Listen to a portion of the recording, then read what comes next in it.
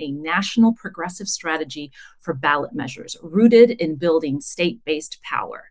We work across many policy, organizing, and political organizations with local, state, and national leaders to analyze and support the progressive ballot measure landscape. I've been with BISC now for a little over 4 years, and I live in the greater New York City area. My work spans a lot of different types of ballot measure comms. Working with press specifically is one of them to help reporters better understand the political landscape, the trends we're seeing, the challenges, as well as helping reporters connect the dots and see the bigger picture, which I'm sure you all want to find out a lot about. I am also working on developing narrative frames and messaging that is specific to ballot measures and ballot measure campaigns. And since I introduced myself, please feel free to take a moment and hop on the chat and introduce yourselves to everyone. It would be great if we know who's just here while I keep on. I'm going with this training. That would be great.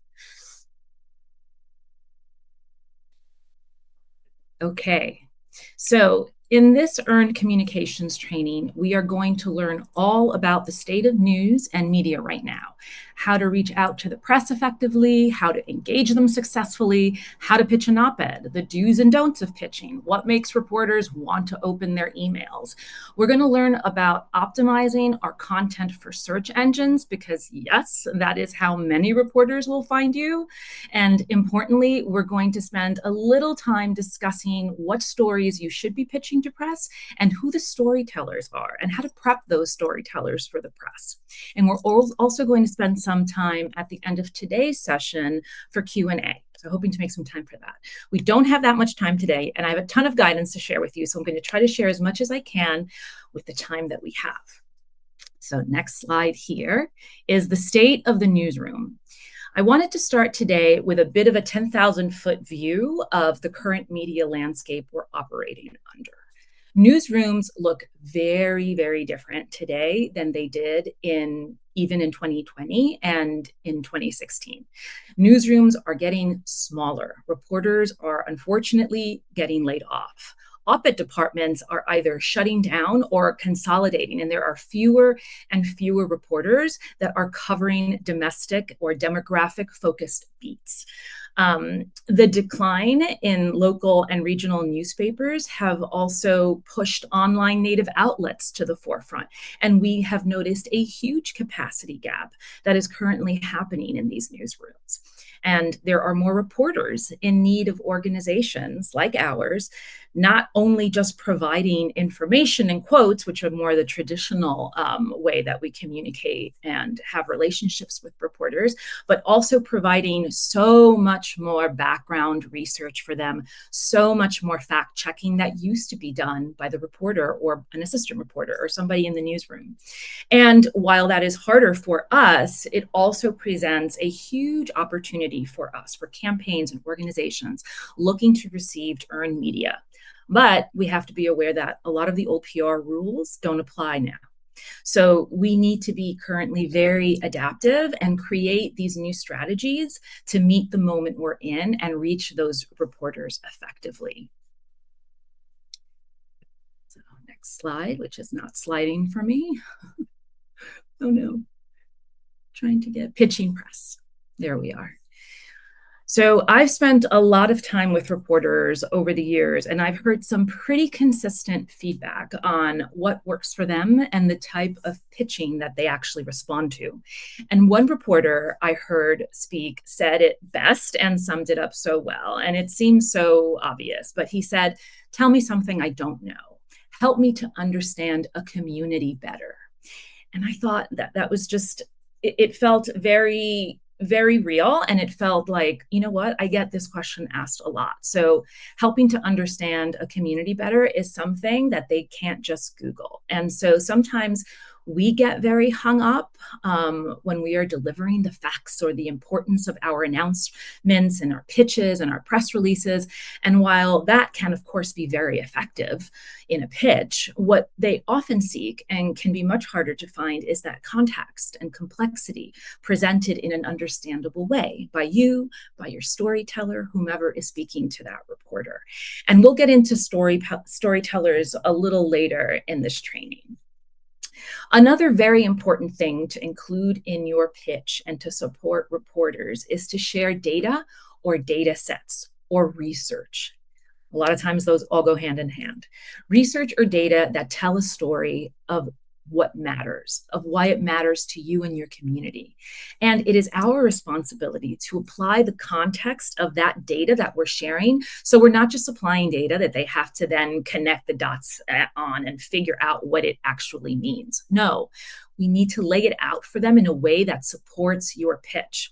I have had reporters tell me how happy they are to receive any type of data visualization for them. It really not only helps them understand it all better and faster and make a decision on whether to respond to your pitch. Importantly, it actually helps them write their own stories much better. There is a lot of research out there that is public information, and you can use it to substantiate your pitch. It will often make your pitch stronger and provide that reporter with the much needed data to substantiate, like I said, the story to the editor that they're pitching, because they all have editors as well that they're pitching their stories to, and also to their readership.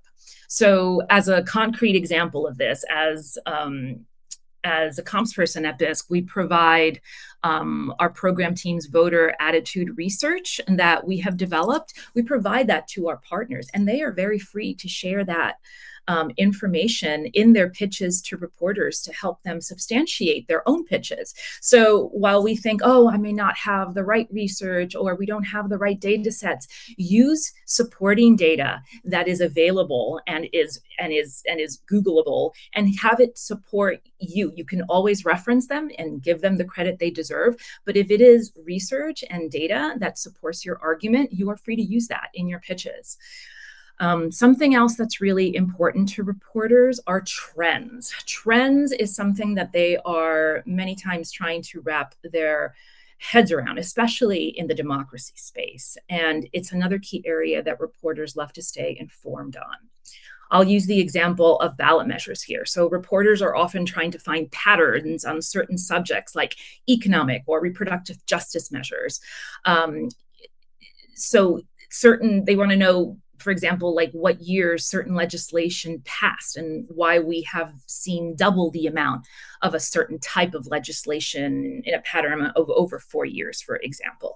And so we can help them understand those trends and patterns and the reasons or even motivations behind some of these measures. And then it helps them create their stories because they can say, hey, this was different in 2020. And what we're seeing in 2024 is an uptick, right, of XYZ. Or all of a sudden, this interest in this area has gone down. Let's explore that.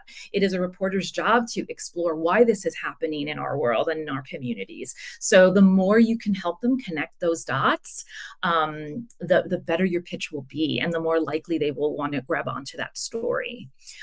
Sources is another big one. Offer them sources, people that they can speak to that will provide the context and quotes they need to actually write their stories. That can be your executive director, it can be your campaign manager, it can be your candidate, it can be your storyteller. This type of utility content is often what reporters say they're looking for, that helps them actually flesh out an entire story. Timeliness. It goes without saying here, but sometimes reporters do receive pitches that are not always timely or timely to them.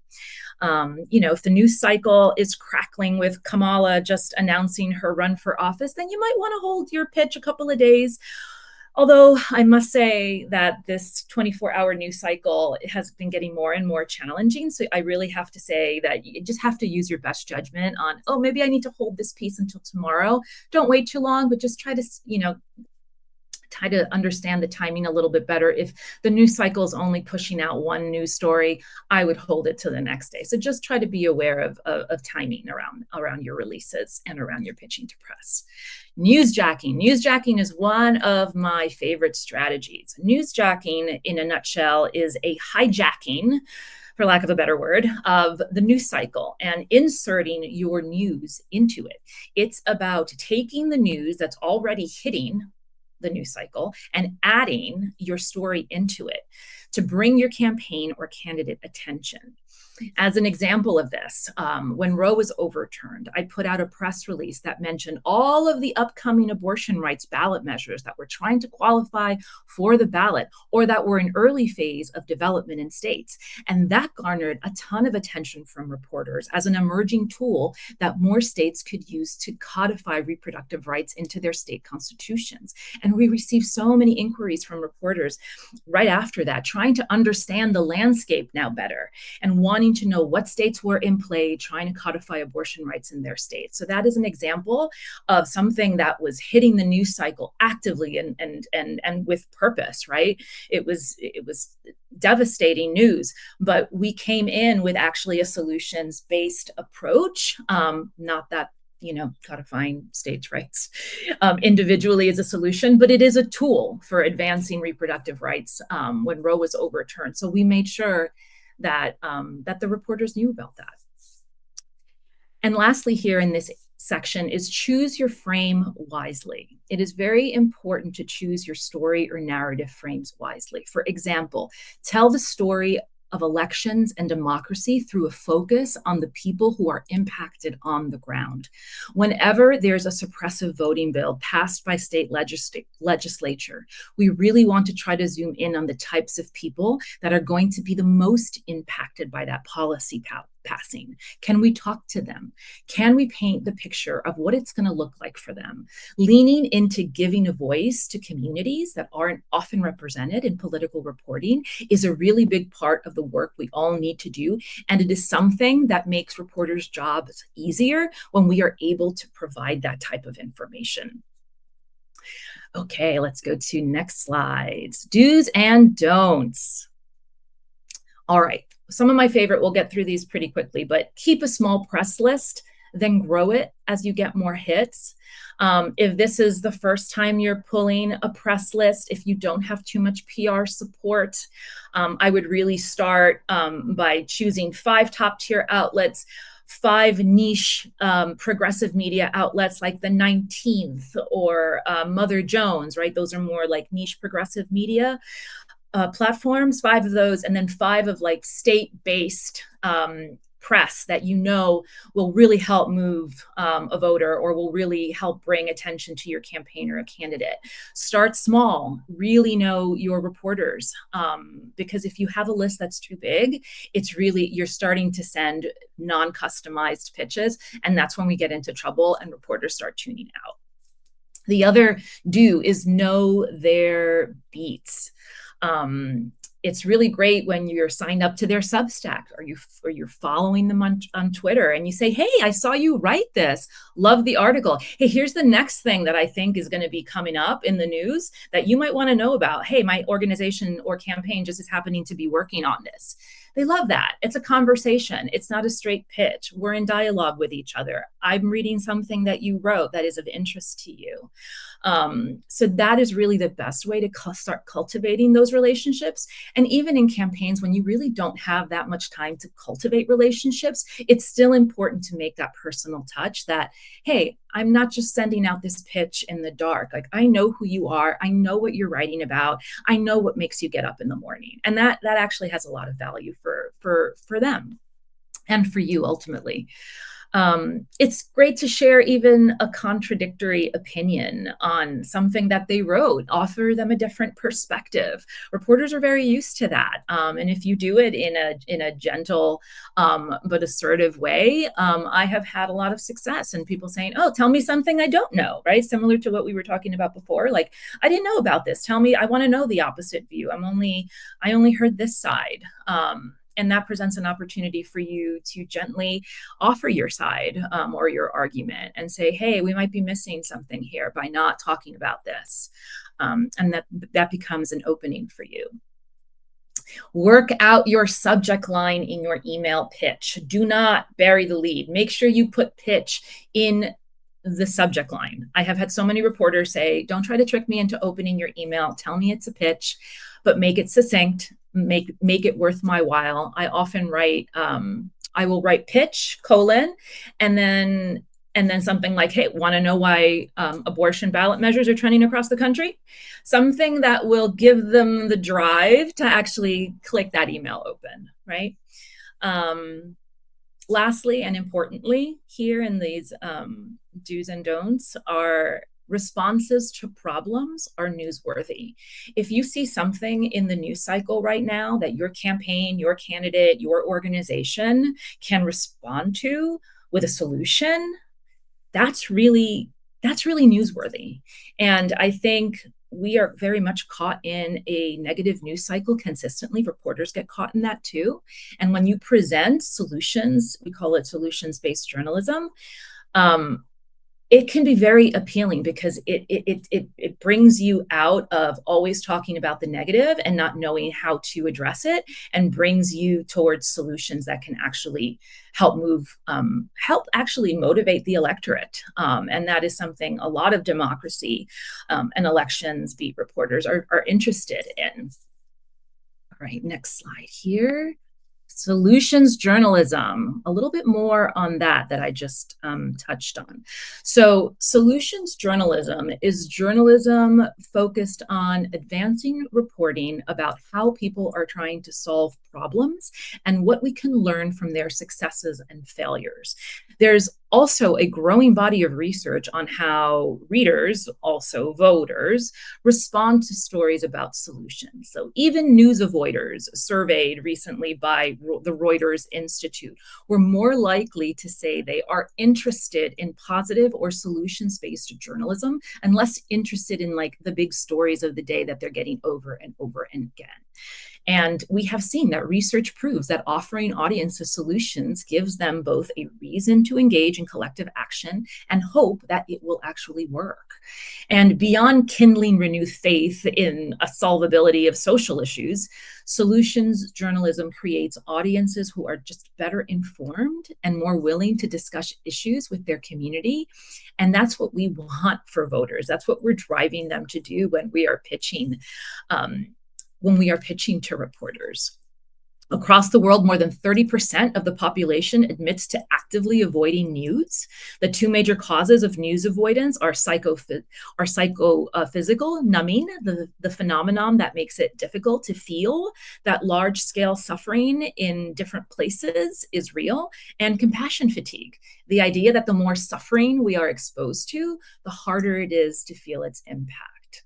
And news, as we have it, especially US media, has a bias towards the negative, as we were saying. For example, in a study covered by the US News on COVID-19 in 2020, it found that international coverage of the pandemic and research found that 87% of national news coverage of COVID was negative, compared with 51% of international news coverage, meaning that national US news was failing to update audiences about improvements in care, in vaccinations, and failing cases and fatality rates.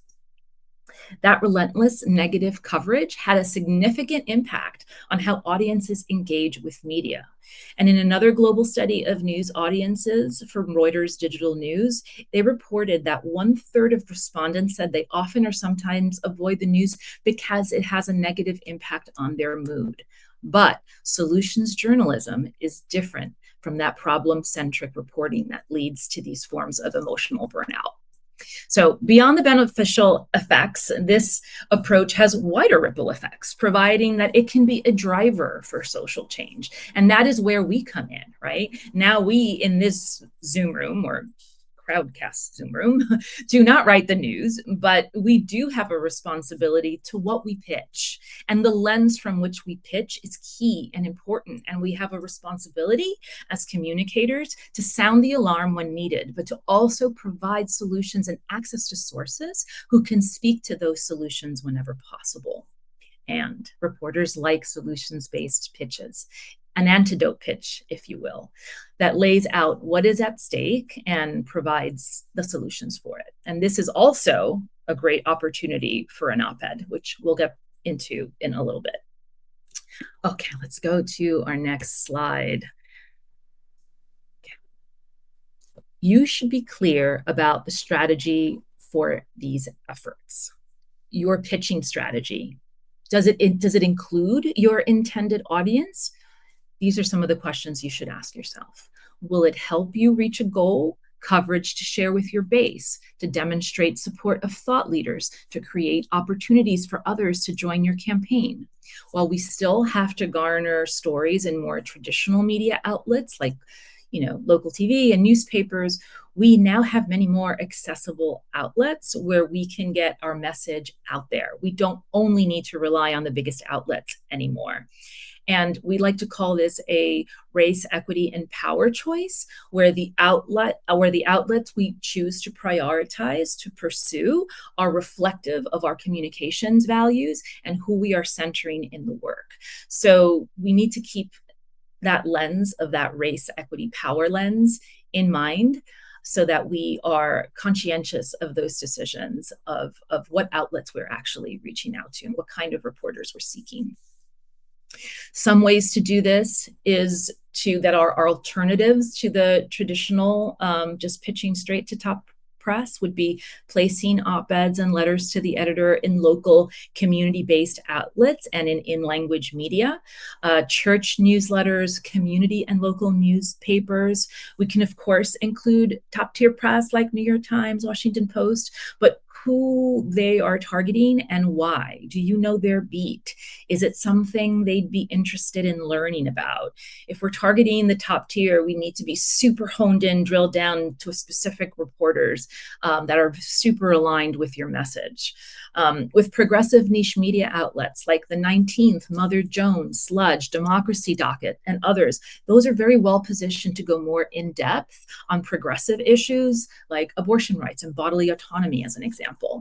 And then here as well, we must remember that race, equity, and power choice that we should be thinking about, which is including Black-owned media outlets in language media, for example, in Spanish language, in Cantonese or Vietnamese newspapers. And those can be especially important in places like California, Southern California, New York City, Texas, many others.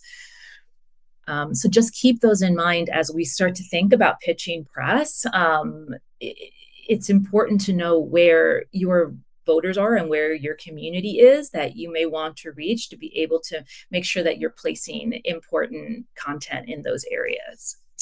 Okay, let's go to our next slide. Oh no, I think I missed the slide here, communications. Oh, here we are, communications timeline. Sorry, I'm advancing my own slides and I need to make sure that I'm on the right one. Okay, here we are. Your communications timeline. Communications happens in 4 stages: early, middle, late, and post-campaign. Early communication happens before the campaign phase begins. And as an example, this includes the issue education you do separate from qualification efforts, much of which can be led by 501c3 organizations and voter education work you do during, for example, for ballot measures, signature gathering, or the legislative session to inform voters of their role in qualifying a measure for a ballot. Your communication strategy for that early part of the early stage is the first part. And then the second part is the middle communications. Here you will focus on educating the larger public and your target voter universes about your issue. You will start to make the case to voters and will bring in paid communications here as well. And then the 30-60 days leading up to the election are considered late communications. And during this time, it's likely that you will have more back and forth with your opponents in the press. The good news is that voters are already starting now to pay more attention to both earned and paid media during this time. So it's really an important time. This is like, September, kind of back to school time, when people are, kind of putting summer behind them and moving forward into the next, school year, September work schedules, and they're just more in tune and likely to pay attention to what's going on around them and in their communities and what's coming up on the ballot in November. Lastly, your communications work does not end after Election Day. You will continue to shape the story of your campaign and your work and engage your coalition or your supporters in that post-campaign phase through messaging and communications. And a race, equity, and power choice to keep in mind here as you think through that communications plan is when communicating about your campaigns or your candidate or whoever it may be, you'll often need to both persuade voters and engage and motivate your base, as defined by both your research and long-term power building goals.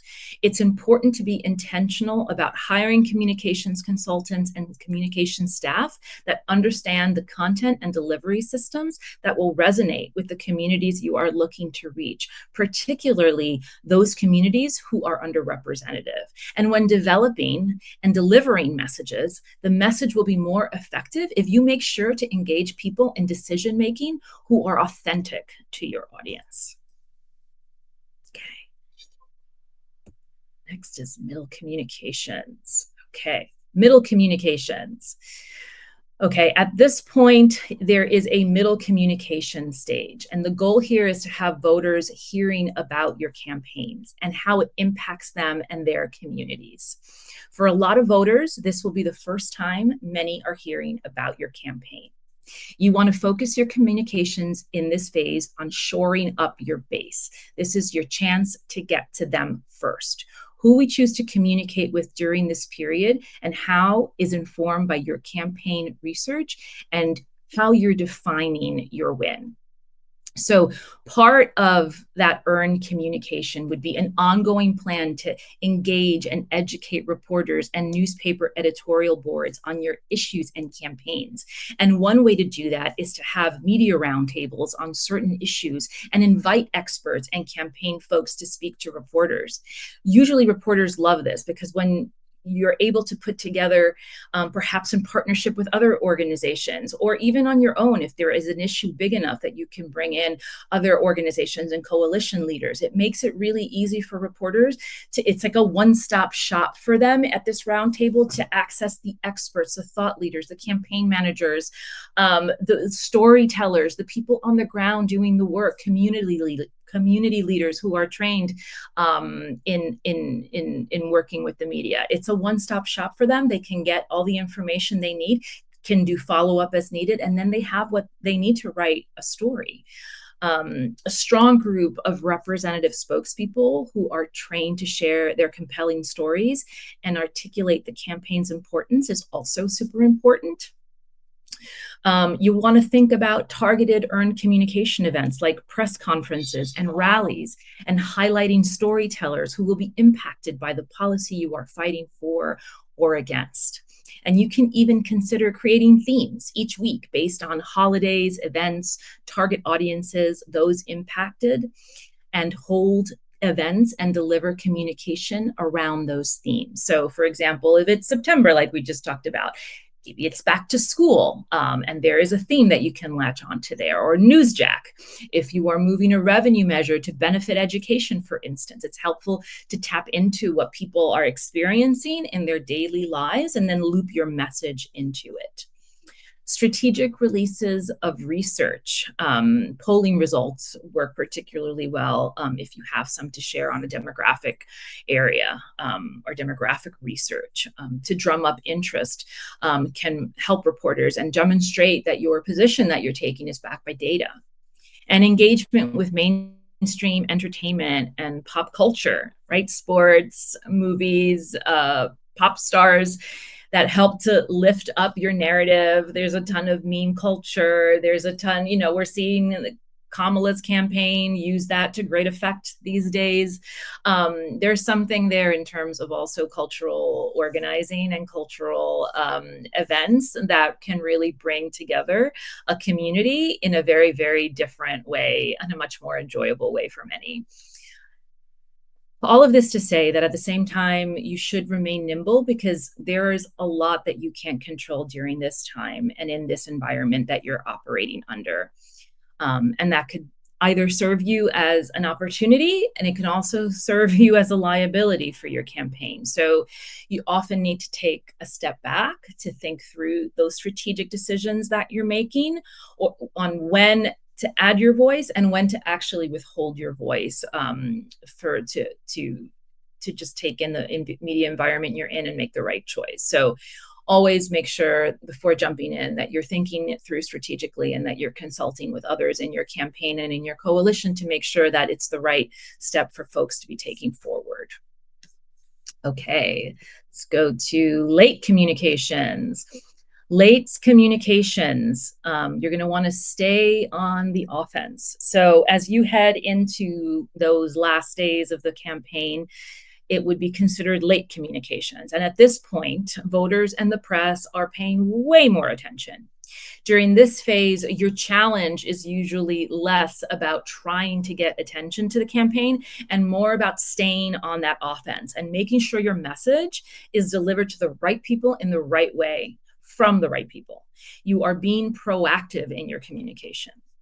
The most effective campaigns have a proactive communication strategy where they are driving their message across many platforms to targeted audiences and to press, and they're using both paid and earned communications. At this point, you'll also want to make sure that you have grown your team of validators. These are the people who can help drive your campaign message and respond to any attacks that your opponents throw at you, which will likely happen on a daily basis at this point. You'll want to prepare yourself proactively to respond to your opponent's attacks and lies. And that means preparing those pitches to press that will support your argument and retaliation without helping the opposition with their own narrative. We have to be very careful to check ourselves that we're not repeating and making worse the narratives that are being put out there that are often incorrect or just straight up lies. Utilize opposition research to anticipate their attacks as best you can if you have funding for that, and monitor their activities and have both your talking points and your validators, those storytellers, lined up to create a robust rapid response machine and make sure you're responding and including press in that outreach. Involve them, make them part of your community. At this point, the press, consider them part of your community because they have a lot of power in their hands to bring your message to the public. It's important to stay on the offense here so you continue to stay in control of shaping the narrative. It is also really important that you are intentionally highlighting diverse voices in your communications and your pitches to press and elevating those from impacted communities and communicating to voters in ways that they relate to and in the languages that they speak. And lastly, your late stage communication plan needs to include GOTV, get out the vote messages, and accurate information for how voters can make their voices heard. And depending on your state, early voting and or vote by mail, that could begin 6 to 8 weeks before Election Day. So you don't want to lose out on critical votes by not having a plan to engage those voters before the ballots drop. Okay, I am at 2:35 and I have a little bit more to go, but I want to make sure that we have time to actually time for Q&A. So I am going to open up the Q&A section and please go ahead. And if you have any burning questions, let's have a bit of a discussion here in the chat.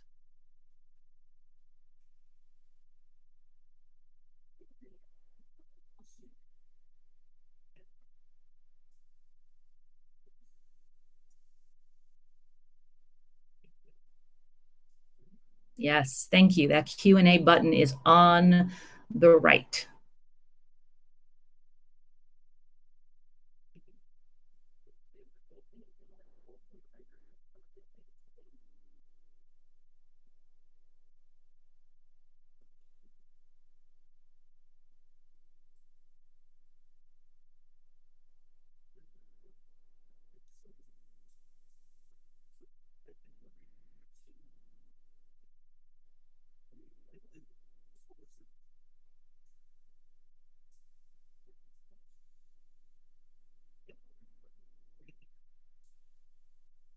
Oh, you're welcome. I hope it was insightful. I just, there's so limited time and so much information. I hope I wasn't rushing through it. I was trying not to.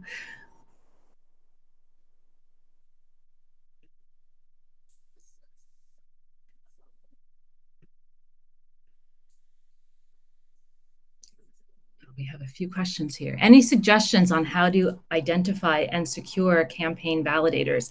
Yes, absolutely. So one of the ways to do that is to actually reach out to a lot of the volunteers in your campaign are usually from your community, and they are usually the ones that are most tapped into who the storytellers are and who the validators can be in the community. And so I always like to start there with, in terms of like, who are the grassroots organizations in your community? They usually have a few folks that have already shared their stories or are known for the kind of experiences that they have had. I will say, we didn't get a chance today to go through storytellers and storyteller media training, but that is really important. One of the stories that I lifted up in a prior training was LR 131, which was an abortion ballot measure that was in Montana in 2022. And they had storytellers that were telling their own abortion stories, and it was a very sensitive issue. And those campaign validators were pulled from the community. And, they had to set up a lot of boundaries on what types of press they would do. Some folks were more comfortable speaking to reporters than others. Some were very much more interested in speaking at live events. Some wanted to be anonymous. And so it was really important to understand the level of engagement and know that they could set their own boundaries. And once we identified what those validators who they are, it's important to provide media training. And a secret trick that I learned, this is not my trick, I learned it from another comms colleague, and I evangelize this all the time, so I think it's brilliant. When developing their talking points, interview your validator, have them tell their stories, because you don't want to dump a bunch of campaign talking points on them to reiterate. Oftentimes they will interweave their own stories into your campaign anyway. So interview them, write down their talking points, infuse your TPs from your campaign, and then give it back to them as their talking points. And I just think that's a really great way to ensure that the story stays intact, that it's real, that it's coming from real life people experiencing things in their community, whatever that experience is, but it's still interwoven with the campaign messaging. If that makes sense. I hope that's helpful. Well, what do you think about newer platforms like TikTok? We won't have much time to get to it because we're at time right now. But I do think they're very useful for campaigns and community. You just have to make sure who you're putting on TikTok. And TikTok has its own set of concerns, but it can be a very valuable tool. Anyway, thank you so much for joining me today. I so appreciate the time that we spent together, and thank you again. Take care.